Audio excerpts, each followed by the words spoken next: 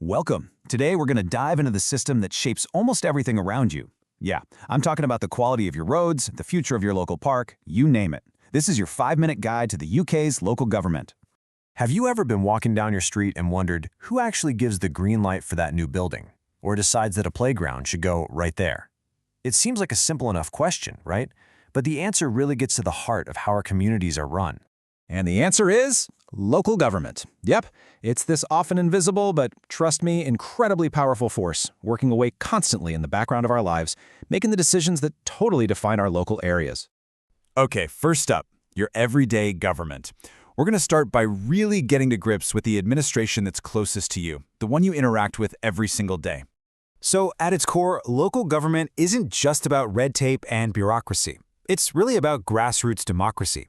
The whole system is designed to bring the people making decisions closer to the people they affect, making sure the services we all rely on are managed by authorities who actually get what we need. But, and this is where it gets interesting, it turns out there isn't just one way of doing things, which brings us neatly to our next section, the UK's 4 recipes.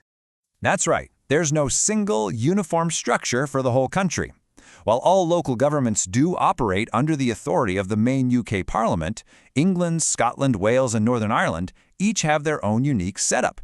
Think of it as decentralized, but not totally independent. And this is where you see the biggest difference. In most of England, you've got this 2-layer system.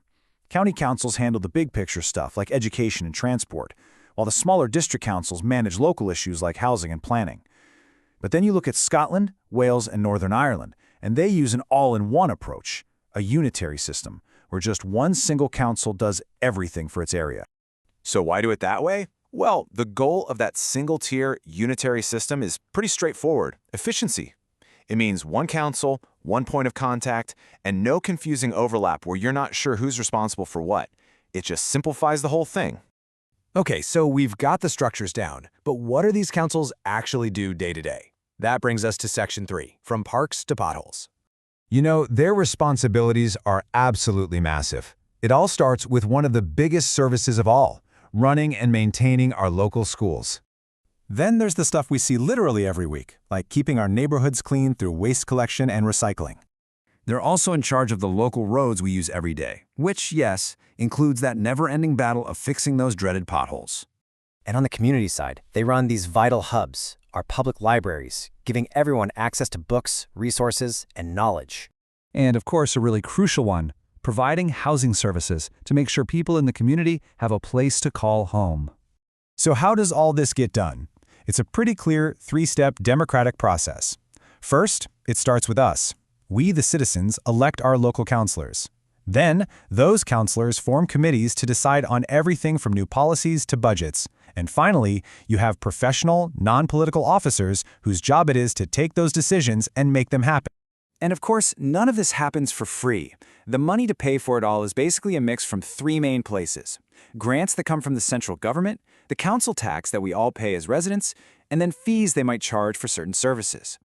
All right, let's move on to our final section, which really gets to the heart of why any of this matters. Welcome to Democracy on Your Doorstep. This is really what it all boils down to.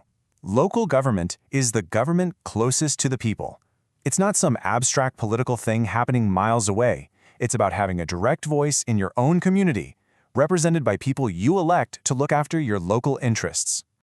So, why does this system work so well? Well, it comes down to a few key things. You get this powerful mix of democratic choice and professional execution. It's flexible enough to meet very specific local needs, and crucially, there's accountability. If you don't like the decisions being made, you can vote for a change. The big takeaway here is this idea of balance. Local councils have the freedom, the autonomy, to make the right calls for their area, but they're still working within a national framework. It's that special combination that lets them serve the public so effectively. And that leaves us with a final thought to chew on. When you really think about its direct impact on your daily life, your roads, your bins, your local library, is it possible that the government closest to you is actually the most important one? Something to think about.